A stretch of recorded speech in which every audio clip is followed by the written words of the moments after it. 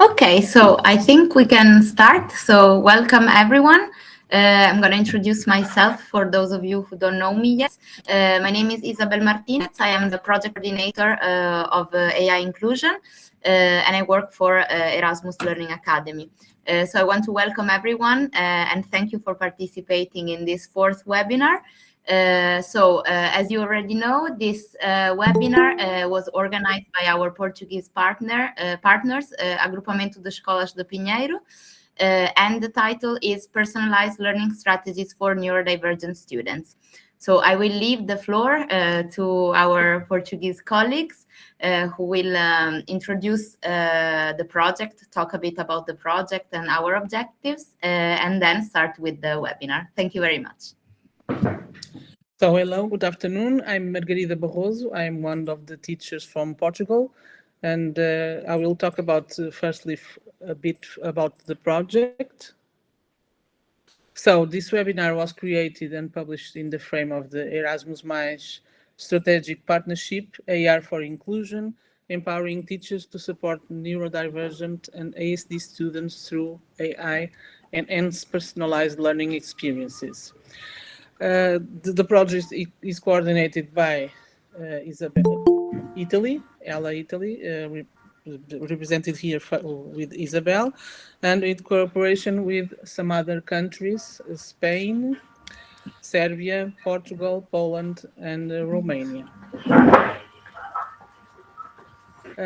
This project has 3 years. It began September 2025 and it will end August 2028. It's an Erasmus plus KA2 project, cooperation partnership in school education, and we wish to promote cooperation among educational institutions, organizations, and stakeholders across Europe, and to enhance the quality and accessibility of education. This project aims at promoting inclusive education in secondary schools through the use of artificial intelligence, focusing on raising awareness about neurodiversity and autism spectrum disorder, and Spain through the Erasmus Learning Academy, Serbia, Portugal, Poland, and Romania, some schools in these countries. Our objectives: to raise awareness on neurodiversity and ASD in the school environment, to foster teachers' competences and methodologies to address the needs of students with neurodivergence and ASD, to empower and inspire teachers in leveraging AI for inclusion, to foster inclusion of students with neurodivergency and ASD through AI-based educational solutions and learning materials, to foster international cooperation in the field of responsible, ethical, and inclusive AI application in education. Our target groups: students of secondary school aged 14 till 18 with neurodivergence, in particular autism spectrum disorder, teachers and support professionals working in secondary schools, and teacher trainers providing training and support to teachers and educators. Our activities: we have many activities through this year, 3 years. We are currently in our awareness campaign on neurodiversity and ASD. 5 open webinars. This is our 4th. We will have an AI inclusion tech platform, training course on inclusive teaching practices, training course on making the most of AI for personalized learning experience for students with neurodivergency and ASD, mentorship program and local hackathon, AI-based toolkit activities, and interactive inclusive guidelines and ethical AI tool guidelines as well. So many activities throughout these 3 years. This webinar, personalized learning strategies for neurodivergent students. So we will have our expert, Margarida Damasceno. She has a bachelor's degree in psychology, a master's degree in clinical and health psychology, and some clinical practice aiming especially therapeutics and psychology and disability, some of the neurodivergencies that we hope to make awareness with these webinars and the entire projects. And so now I will leave the speaking to our expert, Margarida Damasceno. Hello, everyone. Welcome to today's webinar. So as we talked about, it aims to focus on neurodiversity and inclusive strategies. And that's why I actually gave a new name to this webinar, a personal name that is beyond the iceberg, understanding and accommodating neurodiversity in the classroom. And I think by the end of it, you will understand why I attributed this name to this section. First of all, I would like to start thanking for the invitation to be here and the opportunity to share with you some tips so that you feel more confident in your work with students that may have some barriers in the way they learn, they behave, they communicate, and that sometimes we can't fully understand. So to start with this, I have a little activity. So I would like you to use, or if you have your camera on, you can raise physically your hands, or you can use the raise hand feature here in Google Meets. So that you do that, I will say a lot of statements, and if any of these situations sound familiar to you, please raise your hand. So let's start with the first one. So raise your hand if you have repeated the same instruction 3 times and then heard, teacher, what are we supposed to do? Okay, so I can see all of the cameras because I have the presentation here, but I see the little hands getting up. So I think that is something you probably, all of you or most of you have already heard about. So let's go to the next one. Raise your hand if you have enthusiastically prepared an activity. In practice, it ended up throwing the class off balance. In fact, I'm seeing the little hands getting up. Okay. Okay, perfect. Maybe you have to put it down, probably, for the next ones. So, next one. Raise your hand if you ever felt that strategy worked perfectly for one student, but was a disaster for another. Seeing more hands getting up. Okay, perfect. Now, raise your hand. Can we go to the next one, please? Raise your hand if you ever had a student who seemed to be in their head, with their heads in the moon, but always knew the answer to the questions you made. Sometimes we think they are not listening, but maybe they are. Okay, perfect. Raise your hand if you ever felt frustrated knowing you had a smart, capable student who just couldn't reach their full potential. Okay, perfect. Raise your hand if you ever thought you had a lazy student only to realize later that there was a reason behind their struggles.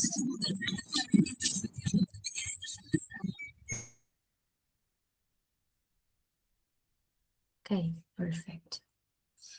Now, raise your hand if you ever felt like you couldn't understand your students. Raise your hand if you ever felt that you didn't know how to help your students with their difficulties. And now, to end the activity, raise your hand if you ever felt that your academic training didn't prepare you for the unpredictability and diversity experienced in the classroom. Okay, perfect.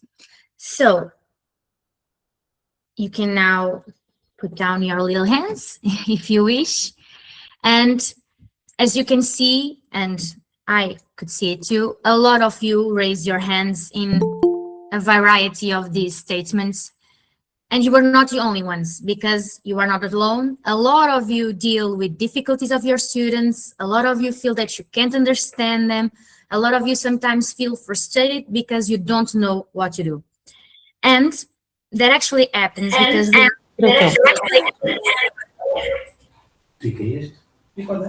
have here some problem with, okay.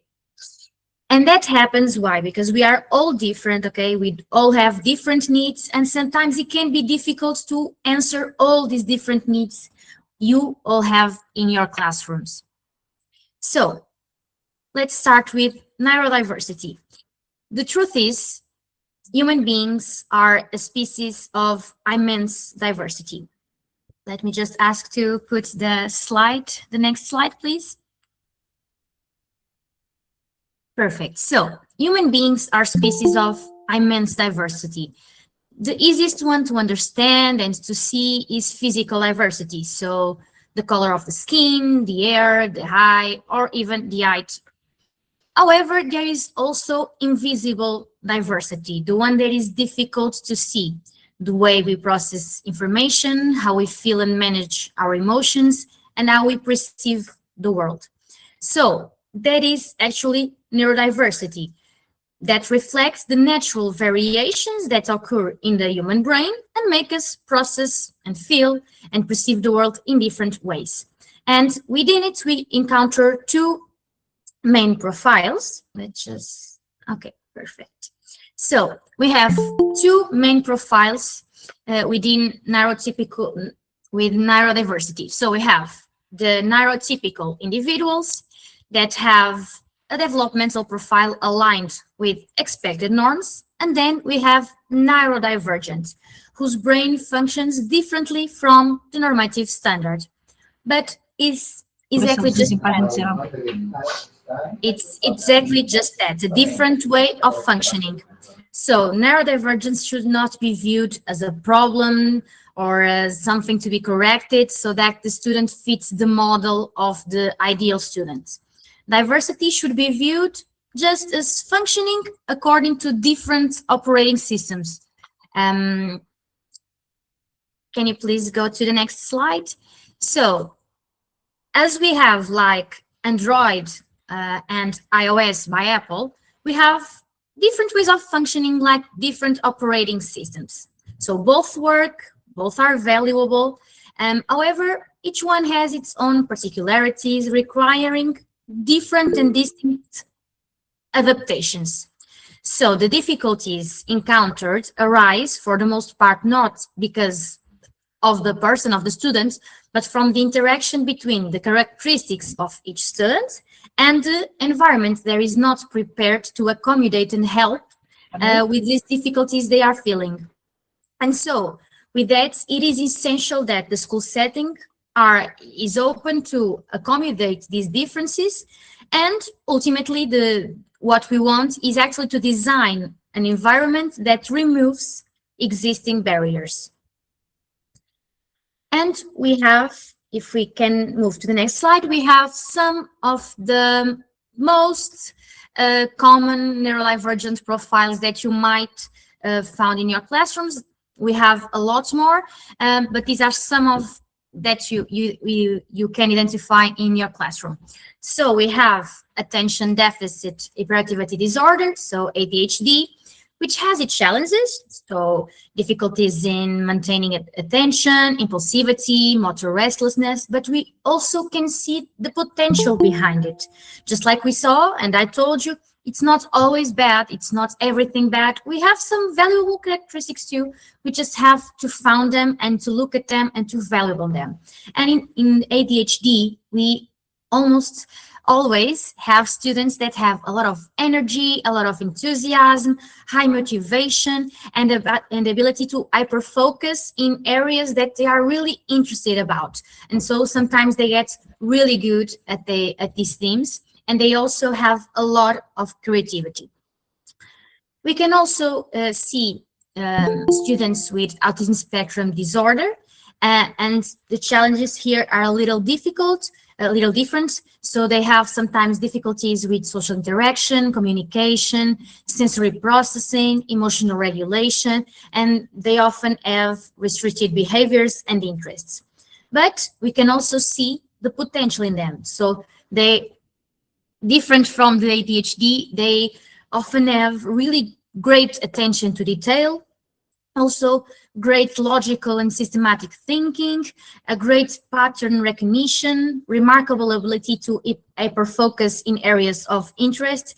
So it is common that they get really passionate about something and that they get really good at that because they study a lot of the things they are interested in. They study a lot, they are really passionate about, and so sometimes they get really experts in that. Then we also have specific learning disorders that can have deficits in reading, written expression, or mathematical calculation in maths, but they also often have visual spatial reasoning and problem-solving abilities. And with these profiles, we have different weaknesses and fragilities in different things, but in general, we can have difficulties in cognitive and executive functions. If we can go to the next slide, please, we'll see about it. So we have cognitive and executive functions with fragilities in working memory, so being able to retain information, manipulate information. For example, working memory is really important in math because the students need to read, retain information about the question, then make the operations and give an answer. So this is really difficult for students who have fragilities in working memory, and that is very common in ADHD. We also often have fragilities in the capacity of planning and organization, in the capacity of inhibitory control, and in attention and concentration, so maintaining their attention for in activities who are long. We also have sometimes, and as we saw maybe in the spectrum disorder, but also in autism, but in ADHD too, we also have fragilities in the sensorial area. So we can have students who are hypersensitivity, so they feel too much and sometimes they need to escape the stimulation.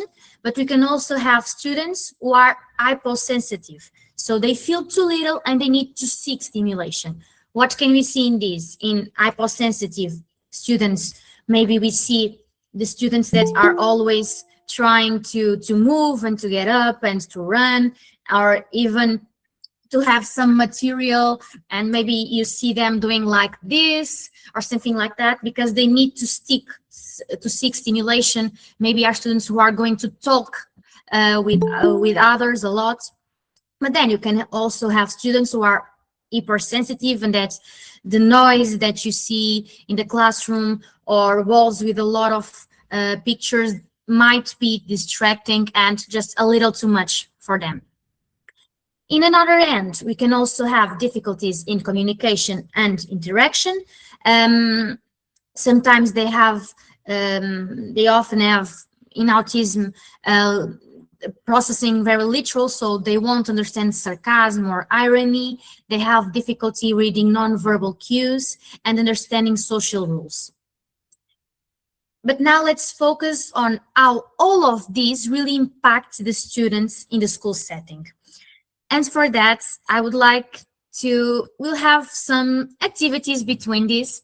And for this one, on the screen, you see color names written in a different color than the word you see. What I want you to do, I'll give you like 10, 15 seconds. And what I want you to do is to try to say the name of the color in which the word is written rather than the word. So in the first one, you can't say green, you have to say yellow. So always the color of the word, the word, and not the word itself. You can do it with your mics off, or if anyone is very brave and wants to do it with your mic on and tell us how you'll do it, you can do it too. But I'll give you like 15 seconds so that you can try to do this exercise. Okay. I guess we didn't have brave people, but that's okay. I will believe that you did the exercise with your mics on, and I gave you little time, and that has a purpose, because did you feel the difficulty of having to stop the automatic impulse to read the word? Because our first impulse is to say the words we are reading, but I believe you all felt this difficulty of having to stop and focus on the ink of the color and not the word, And I believe that was really difficult. So some of your students live with this difficulty all day long in most of the tasks you give them, because as we saw, we have students who have difficulties with inhibitory control, for example, or impulsivity. And for them, it's not just one exercise like we did here. It's not 15 seconds. It's actually all day long in all the tasks you give them. They have this difficulty of stopping before talking or before answering. And that needs to be really trained with them, just to think before talking, because sometimes they'll make mistakes just because they didn't think and not because they don't know. And so if we go to the next slide, we'll see how this can impact learning. So if we focus on learning, in a lot of these students, we will see fluctuations in attention with marked difficulties in sustaining their attention on long and repetitive tasks. And we see these fluctuations, and sometimes they will do a math problem which is really difficult and then won't do the easiest one, not because they don't know, but because their attention is fluctuating, because maybe they saw like a bird in the sky and then they are focused on the word and not in the problem. So there is very common, but also difficulties understanding and following instructions, difficulties retaining information. And we also see not just in like dyslexia or something, we have low reading fluency, difficulties in understanding written texts, and difficulties in writing, like with errors or legibility. And we don't see just that in dyslexia or something like that, but sometimes it's just the attention. Since they aren't paying attention, they probably will write with errors because they weren't paying attention and then they didn't retain the rules of writing. And if you use one letter or another one, I know we have people who are not Portuguese here, but in Portuguese it is very common if we use one S or two S's, and maybe they don't know because they weren't paying attention and they didn't retain the information, or just because they were writing so fast that they didn't think, and that is very common. And we have low reading fluency, but we can have really fast readers. But what happens is probably they will like read words that aren't there because they saw like 2 or 3 letters and they think the word is something and it's not, because they are so fast at reading, they won't see the word. They will assume that is the word. And that can obviously make them don't understand the text because the words don't make sense, or they can have the low reading fluency because they don't read the words right and they think, okay, this isn't making sense. Let's go read another time, and that can reduce their fluency. We also have, can we go to the previous one? Sorry. These difficulties in reading and writing create a massive discrepancy between what the student is able, what they know and what they are able to show that they know. So this impacts not only like Portuguese or the lessons you give of the maternal languages, but all the subjects that require these skills that are every subject. We need to know how to read and to write in every subject. And sometimes these difficulties they have don't let them show what they actually know, because they know the answers, but they don't know how to explain, how to say it, or how to write it. We also can have difficulties with mathematical concepts, and also we can have, just like we saw in reading, we can have students who are really slow and students who are really fast in completing tasks. And it is important to respect if they need a little time, or if they have a lot of time and they are the first ones to complete the task. And it's important to know that it's not because they have good grades and they are doing good and they are fast that they don't have difficulties and problems.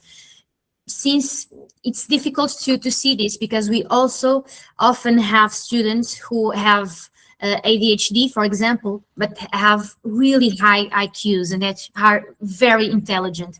And sometimes, and mostly in previous years, like first, second grade, third grade, we don't see these difficulties, but because they are so good and they have so much capacity, intellectual capacity, that we don't see these difficulties, because what they know compensates these difficulties of not paying attention. And sometimes they are not paying a lot of attention, or they don't study a lot, but they are so good at that that they don't need that, because they just know the answers. Right now, I will give you another activity. And here you have a text with letters all over the place, a little mixed. And my challenge for you is that you try to read these texts. I will give you 15 seconds again, 20, so that you can try and read the texts you have here. If again, if anyone wants to be really brave and do it with your mic on, we'll love it. Okay, so we can see that this text says, imagine reading a text where the letters are always mixed up. Your brain has to use a lot of energy just to see simple words and to decode simple words. Now imagine having to do this every single day in front of your whole class. It is very exhausting. So some of you probably find it difficult to try to decode this text. Perhaps for some of you, it was so difficult to try to decode and read this text that you couldn't even understand the message of the text. And I gave you little time again, just like in the other activity, because sometimes your students feel like this too. So that's how a student with dyslexia feels. Imagine it's like all the letters mixed up, and it's really difficult to read and to memorize and understand what they are reading.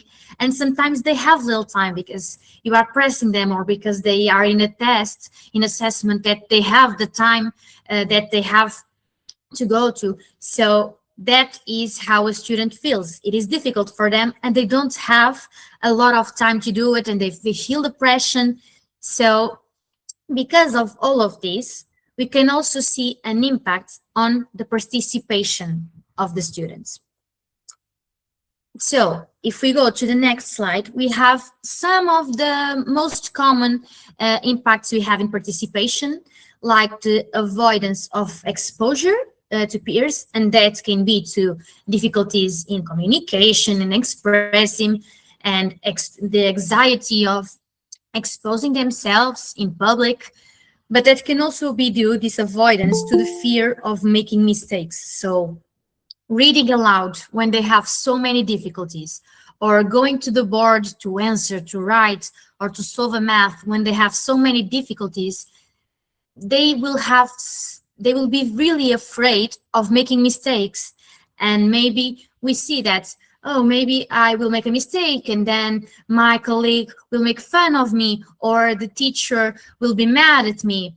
So all of these can create avoidance. And that's why maybe you have a student that doesn't want to go to the board, or doesn't want to read aloud, or to do oral presentation.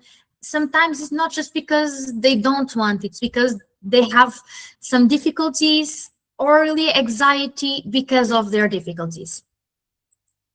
And now, one last quick exercise. So I will ask you for the next 15 seconds that you just please close your eyes and try to notice every single sound you can hear around you. Okay, perfect. So maybe if you are at home, you saw, or in school, you heard the car noises, or some students you have on the hallways, or maybe you heard some children talking, or people in the streets. So usually your brain is able to filter out the noises around you. It was only when I asked you to focus exclusively on this task that you started to notice all of these sounds that maybe you didn't heard before. Some of your students who don't have this filter, and for example, that have hypersensitive, will hear all the sounds at the same volume. So they will hear the teacher's voice, but also the projector fan or the pencil case closing. So it's not a lack of attention, it's actually paying attention to many things at once. So just imagine how it feels to live that way, always overload and overwhelmed and not knowing how to focus in one thing. It's not that they don't want, they just can't. And this can have a huge impact, of course, in learning and in communicating, in participation, but also on interaction and behavior. So in the next slide, we have some of the main impacts on interaction and behavior of the students. So they also often have difficulties interpreting interactions. So maybe one of their colleagues is saying something and they think it's everything else but that. And they can't understand what they are talking, or maybe they think they are talking about them and they are not. And this can lead to conflicts and also isolation when they want to get away of these conflicts and they get scared of it and they just isolate from colleagues. But also we see, and we already talked about impulsivity. So we see students that interrupt the teacher or other colleagues, or that make off-topic comments, or that have difficulty waiting for their turn. We also see students who have motor restlessness, so they often need to stand up, to fidget something, to be handling materials or talking to classmates, as we just talked about. And we can also have, since this overload of stimulation, we can have this overload due to excessive auditory or visual stimuli, like the classroom noise or posters and drawings on the walls.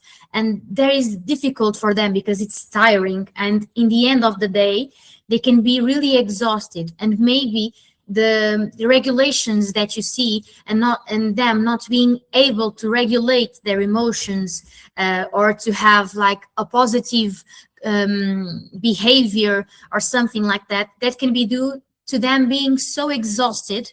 And we can go to the next slide. And we also have to consider the emotional impact that all of these difficulties we have. So they get, because of this overload, sensory stimuli, but also because sometimes they have to be so focused and they just can't. And they are over there saying like, no, I have to pay attention, I have to focus, but they can't. Or they really want to get up and to run, but they can't because in the classroom they have to sit still and quiet. And that can cause fatigue, exhaustion and overload. And that can lead to emotional dysregulation and maybe isolation to get away of all of these, avoidance of situations and opportunities, and maybe they want to go to a party or an activity because they can't tolerate all of the stimuli. But we need to address the possibility of them developing low self-esteem and self-concept. So this is like a ball of snow, that they can't do the things, they have difficulties, so they start to believe that they can't do it and they won't be able to do it. And if we are not confident in ourselves, we won't be able to do the things. So this is like a ball of snow, and we have to consider that sometimes we have students that won't go to the board or do something because they really feel that they won't be able to do it. So this was like an introduction, and then now we can go to the main part, and I think that's what probably you are most curious about and that you are expecting. That is like giving you or trying to give you like a toolkit, so strategies and accommodations. So how do we support them?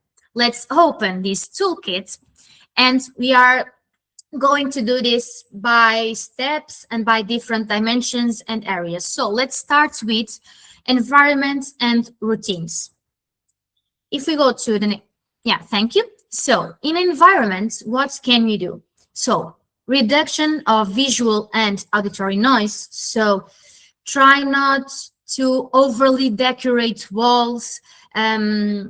Maybe you can help them have the desks more organized with not too much material. Or if you feel like, okay, so I have some noise, some external noise that maybe it's not very difficult to me to deal with it, but maybe for that student that I have here in my classroom, it will be really difficult to deal with this external noise. So maybe let's just close the window for a little bit, and then, okay, it's hot, I understand that, but maybe in a little bit, let's just open it and see if the noise isn't there anymore. But just close it a little bit so they have a little comfort for a little bit. We can also help them, the students that have these difficulties with staying still and quiet. Maybe we can have some flexibility. We can give them that flexibility, that motor flexibility. Maybe they can work while standing. Does that bother us? Why? Why can't we have a student working while standing? Or even sitting on an exercise ball, that Pilates ball, you know? Or maybe they can have some elastic bands in the chair legs so they can move their legs in a discrete way, but they are having these movements they need. Or maybe, why don't we let our students have some fidget toys? Maybe you will stop hearing that noise of clicking in the pen, and maybe you'll have a student more regulated because they have a little toy that they can fidget, that they have a ring they can touch or something like that, that will help them regulate, and they won't be they will be able to focus more. Believe me, it's not that but they won't pay attention if they are playing. Sometimes some students need that to pay attention. Sometimes you'll have students that are actually drawing, but they are paying attention. They just need other stimuli to pay attention, because they need to do more than one thing at the same time. And that's why in the first exercise we did, you may be thinking, I'm asking him something or her, and she won't be able to listen she won't be able to answer.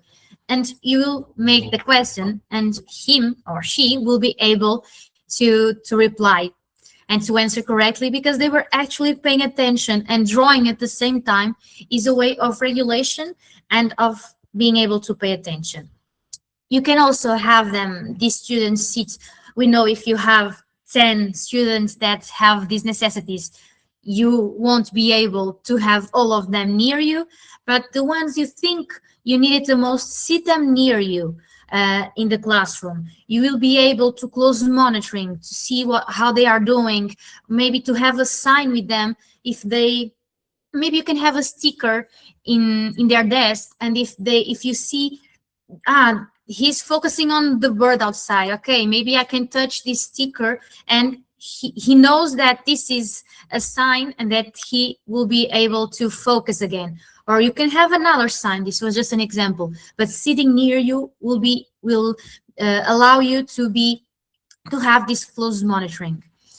You can also have, and I know sometimes this is difficult, and of course we have to consider the age of your students and all of that, but it is really important to have in your classrooms a calm and regulation space. So a secluded and safe area where any student can go to self-regulate. That may include some cushions, dim lighting, noise-canceling headphones. So when they are in these moments of feeling overwhelmed and overloaded, and that they are feeling really dysregulated, they can go there and have some time and even these toys to calm down, and some strategies that will help them regulate again, and then they can go and focus. But if you are trying to focus a student that is dysregulated, he won't be able to pay attention to the class or what you are saying, because he can't. So it's not productive. Let's give them this space, this time, so then they will come back better and they will be able maybe to pay more attention. So this space is really important, and you can have some strategies and games, or you can have like something we really talk and do with a lot of children here is like the calm balloon. So you can have balloons with something inside, and then you can close that make them push and pull and being able to fidget it, and maybe that will help them be more calm. It is really important too to have some structure and predictability. So clear routines, maybe some visual schedules for some students that have difficulties knowing what is coming next and being able to anticipate this transition. So you can say maybe, okay, when you finish this task or this class, you will go to other class, or you will have something, or listen, in 5 minutes we'll go to the other class, or we'll have our pause in the classes. So it is really important to have these routines, to have these visual helps for them and anticipating, so that they know what is going to happen, and they won't be so dysregulated because they already knew what was going to happen next. And for some students, for example, with autism, it's very important that they always know what to expect, so they don't have these difficult times regulating and dealing with transitions. So, on another hand, if we are thinking about communication and instructions, it might be really important to allow processing time.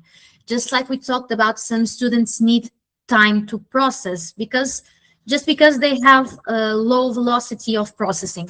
So maybe if you make a question to the class, wait 10 seconds after asking, and then, okay, now, but let them have this time and train them and the class to have this time. So no, I will make a question, but anyone, nobody can reply or answer. Let's wait some seconds. And these seconds might be the only thing they need to have this time, because if they can know it, but they don't have, it's not that fast for them. And if they are already hearing the others trying to reply, they won't be able to do it. Or maybe you can use some cards where they write the answers. So the time of writing will give them this time for processing. And then you'll say like, okay, now we have 30 seconds for you to write the answers. And only in the end of that time, you can all show me your cards with the responses. That will give them time, won't give them the pressure of seeing all of the colleagues putting their hands up. So, okay, in the cards, and then you will see all of them will share the answer at the same time, and you can see what they know, what they don't know, and that you'll see, okay, he didn't know just because he heard the other students saying. He knew the answer and he wrote it down. You can also use like apps and websites like games where they have to vote, and maybe some games like Kahoot, maybe you heard about it. You have the answer and they have some time, like 30 seconds to answer. And they don't know who answered, who didn't, but they are answering at their time. It is really important to give simple, concrete, and sequential instructions. So not many instructions at the same time, or one statement with 3 different instructions that may be really difficult for them to retain and to understand all of it. So let's keep it simple, concrete, and sequential. Maybe you can break down those instructions in little instructions, so one at a time, or even with tasks. If you have complex tasks, maybe let's break it down into micro tasks, and we can have visual aids. I know this can be like, oh, but you said maybe we can't have a lot of things in the walls. Okay, sure, but then we can have some images and some things that are really important for them to understand what is happening, just like we talked about, for example, the transitions or the routines of them, or maybe task lists that can help a lot. So instead of saying like, and keeping in their heads, like you have to do this page and then this page and then you go to this exercise. No, let's just make it simple in little micro tasks, and maybe we can have it in the board, for example, like little task lists that will help them plan and organize and know what they have to do. And even their brain, if they see like, okay, we already did the first one, let's put a check on it. Let's go to the second one. Okay, we did it, a check on it. And their brains will be like, okay, we are being productive, we are doing it, because they see they are completing the little tasks, and that will help them with their motivation. So that can be really important. And something that can be essential is providing examples of what is expected. Don't give just the instruction, because some of the students won't understand. Maybe you can provide an example of what is expected of them. Maybe if there is an exercise with different statements they have to fulfill, maybe you can do the first one so they understand what they have to do. Maybe they will understand and they will be able to do a lot of it, but if you can't explain, they won't see it. And I'm thinking here of an example when we are doing the evaluations, and that help us understand if some children have, for example, ADHD. One of the games we do is like saying 2 words, and they have to see what is similar between them. And the first one we ask is what is the similarity between red and blue? And sometimes it is really difficult for them to understand what they have to do. And in the next ones, they won't be able to get it. But if I say, okay, what we are expecting you to answer is that they are both colors, maybe that is the thing they need to understand what they have to do, and that they have to find what is common between the words. But maybe if I didn't give the example, they wouldn't be able to get the next one. So always provide an example of what is expected. And then, as you can see, we can also think about some accommodations and strategies in a behavioral and emotional regulation dimension. So maybe it is really important for some students to have breaks. So if you see a student that is getting really dysregulated, that can't sit still, you see that he's getting really agitated, and this motor restlessness we talked about, maybe give them some permission for a break, for leaving the classroom during a little break so they can go for a run and then come back. Maybe you can do that through a previously agreed sign. Maybe you can agree on this. If they give you some sign, you already know, okay, this student needs a break. Okay, you can go. And this is a discrete sign that the others won't be focused on, and maybe they'll feel more comfortable asking for this. Or maybe you can have a little card that you say, okay, when you have this need, just show me your card, and I know, and I will make you a sign, and I'll do it like that, and you can go and have this time. Because just like we talked about, it won't be productive to have this student in the classroom not paying attention, maybe getting the others to not paying attention because they are talking or they are doing something that the others are focusing on instead of the class, and it won't be productive. Maybe let's give them this break, and they will come back better. So sometimes we are forcing them, and it's not productive, and they are getting tired. You as teachers are getting tired because your energy, you are putting it on for trying to focusing them, and you won't be able to do it. And then you are dysregulated, the student is, the class is. So let's just give them this time. And it is also really important to validate what they are feeling and this regulation. So, okay, I understand you are feeling that way. How can I help you? Or let me help you. And always ask what they need. Do you need, of course, when you already know the students, maybe you don't need to ask because you already know what they need. But okay, I understand what you're feeling. What can you do to help? Do you need to go outside for a run? Do you need a hug? Or maybe help them with some regulatory strategies like breathing exercise, for example. The typical, okay, so now we have a flower. What do? Inspire and then just blow a candle. Okay. this is a simple exercise that can help them with breathing, for example. Or you have some mountains in your hand. Okay, let's go up. We need to have a lot of air inside it. So, and then to get out, we let it all out. So some of these exercises might help them, and also grounding techniques. Maybe some of you know some grounding techniques, just like we did before.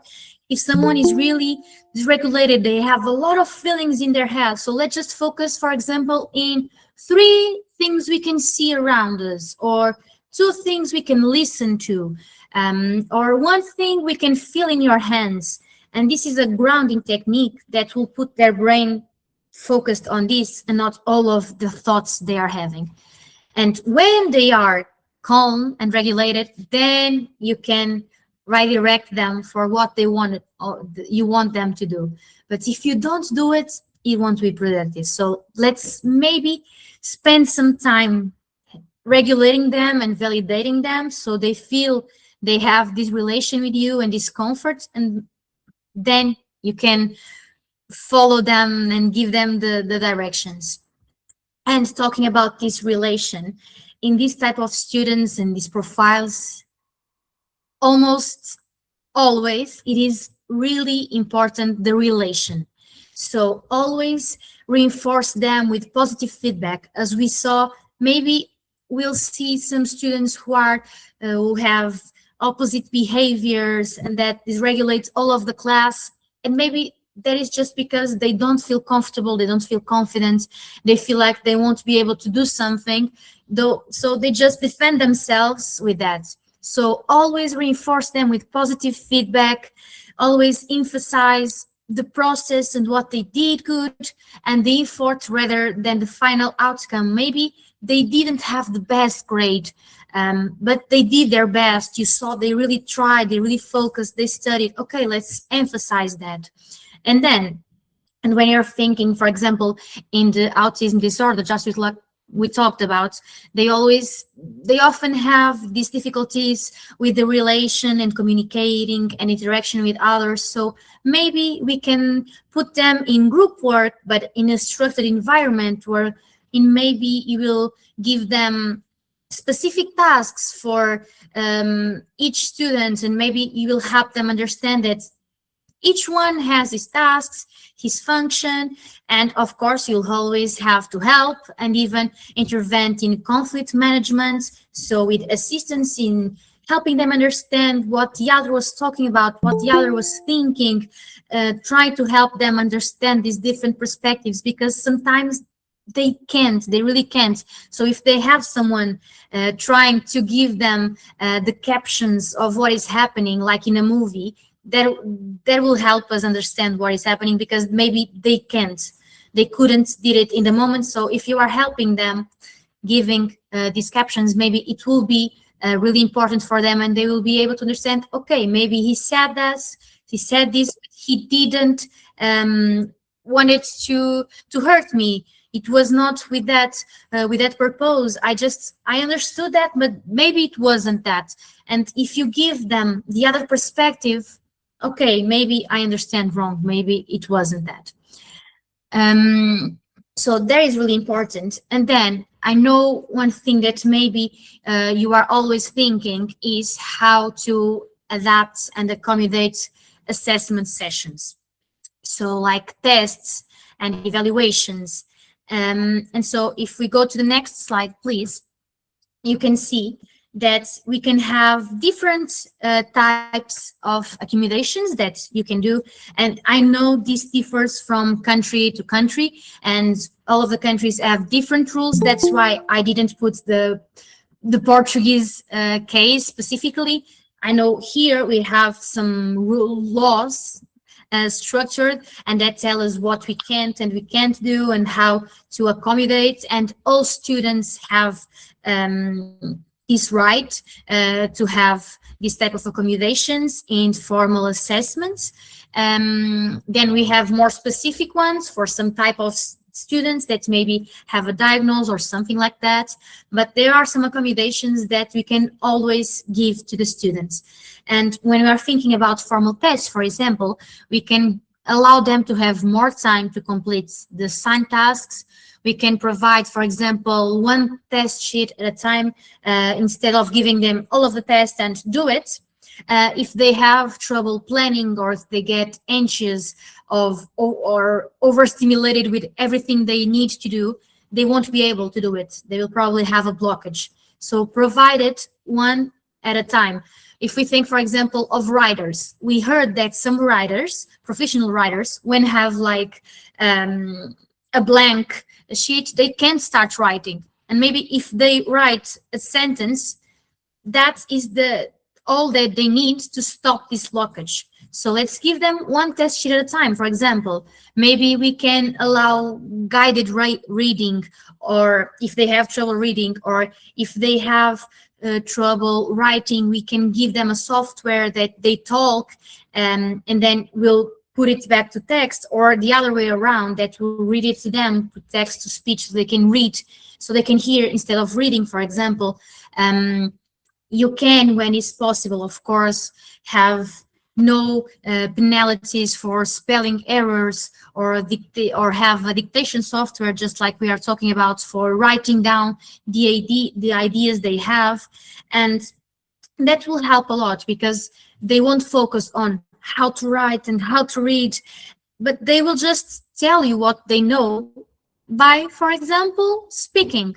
And that will take from them a lot of weight of not knowing if I will be able to do it, or I know this, but I can't explain, I can't do it, I can't write it.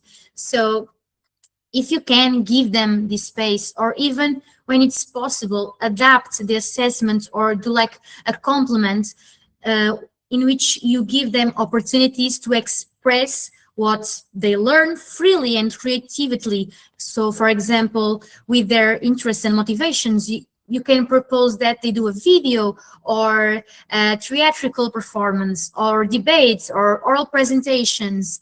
So you can make these adaptations where they can really show what they know. And that's what we all want, right? We want them to learn. We want them to acquire the information they need for their life. But maybe they can't show it that they did understand. So maybe give them this space and this opportunity, and to allow their creativity, and maybe they will be able to show you in another way, with less stress and anxiety, that they know these things. But, and we can go now to the next one, please. And I think this is really the most important strategy I can give you. And I know I might be suspicious, because I am a psychologist and I work with a lot of teachers, but please remember, all children are different. So we are talking here with some global strategies, some general strategies, but all of them are different. So all of them will require different supports and accommodations. What works for one child might not work for another. So maybe you can understand and if you know them well, maybe you can understand what they need, and it's very important for you to pay attention what might help that student. And maybe we can go by trying and getting an error, and then trying again. And maybe it will take some time for you to understand really the needs of that child. But something that is really important is the collaboration with other professionals involved in the process, like psychologists, speech and occupational therapists, doctors, because that is really essential, because they know some things. They know, for example, I do an assessment, a neurological assessment, for example, a neuropsychological developmental session. Maybe I will know what's in their brain is not functioning that well. Maybe that fragilities we saw previously, maybe, okay, this student has this difficulty in working memory, or this one has specifically fragilities in attention. And probably psychologists or doctors, something like that, will know about this, and they can help you understand, okay, these students have specific fragilities here, so this specific strategy will help with this profile, with these needs. So collaboration and networking with other professionals is really essential to give the specific response that these students might need.